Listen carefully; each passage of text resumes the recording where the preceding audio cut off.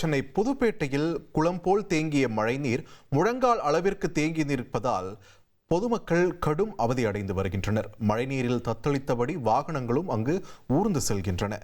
தொடர்ந்து கூடுதல் விவரங்களை வழங்க இணைகிறார் எமது செய்தியாளர் தாமரைக்கனி. வணக்கம். தற்பொழுது இந்த பகுதியில் நாம பார்த்துட்டு இருக்கக்கூடிய பகுதி புதுப்பேட்டையில் எந்த இடம், மழைநீர் எந்த அளவுக்கு தற்போதைய சூழலில் தேங்கி இருக்கிறது, அங்க இருக்கக்கூடிய பொதுமக்களும் மாணவர்களும் நம்ம கிட்ட ஏதாவது சொல்லியிருக்காங்களா? விரிவான தகவலை பதிவு பண்ணுங்க. நிச்சயமாக இந்த டிட்வா புயல் என்பது வலுவிழந்து ஒரு காற்றழுத்த தாழ்வு மண்டலமாக உருவமாக இருக்கக்கூடிய சூழ்நிலையில தான் நேற்று இரவு முதலிருந்தே மழை என்பது சென்னையில் பலத்த மழை என்பது பெய்து வருகிறது.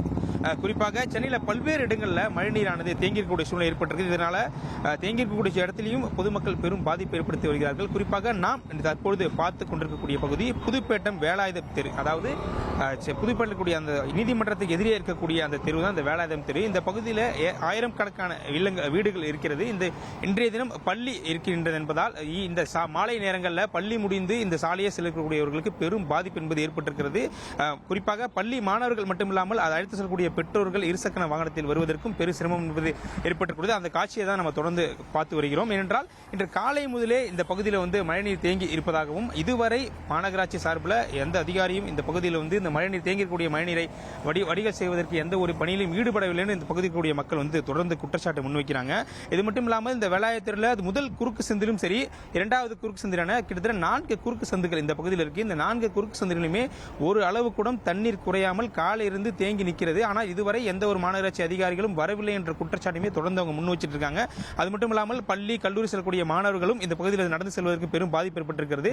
அதுவும் இல்லாமல் வயதானவர்கள் மாலை நேரத்தில் இந்த வீட்டிலிருந்து வெளியே ஒரு கடைக்கு செல்வதற்கான ஒரு சூழ்நிலையும் இந்த பகுதியில் இல்லை என்றுதான் நம்மளால் தொடர்ந்து பார்க்க முடியுது. என்றால் அவர்கள் நடந்து செல்வதற்கும் ஒரு சிரமம் என்பது தொடர்ந்து ஏற்பட்டிருக்கிறது. குறிப்பாக பார்த்தீங்கன்னா தெரியும், நம்மளே நடந்து அதாவது கீழே நம்ம நிற்கக்கூடிய சாலைகளிலுமே பல்வேறு இடத்துல பள்ளங்கள் இருக்கிறது, கல்லுகள்லாம் இருக்கிறது. நடந்து செல்வதற்கே நமக்கு ஒரு பயப்படமான சூழ்நிலை தான் ஏற்பட்டிருக்கிறது. வாகனத்தை செல்வர்களும் இந்த இடத்துல ஒரு பயத்தின் அடிப்படையில் தான் இந்த பகுதியில் செல்லக்கூடிய சூழ்நிலை என்பது தொடர்ந்து நம்மளால் பார்க்க முடிகிறது. எனவே இங்கே பகுதியில் மக்களை தொடர்ந்து கேட்டபொழுது மாநகராட்சி அதிகாரிகள் உடனடியாக இந்த பகுதியில் தேங்கக்கூடிய அந்த மழை நீரை அகற்றுவதற்கு உடனடியாக நடவடிக்கை எடுக்க வேண்டும் என்ற கோரிக்கையும் அவர்கள் தொடர்ந்து முன் வச்சிருக்காங்க. நன்றி தாமரைக்கனி, உங்களோட விரிவான தகவல்களுக்கு. இனி செல்லும் இடமெல்லாம் செய்தி.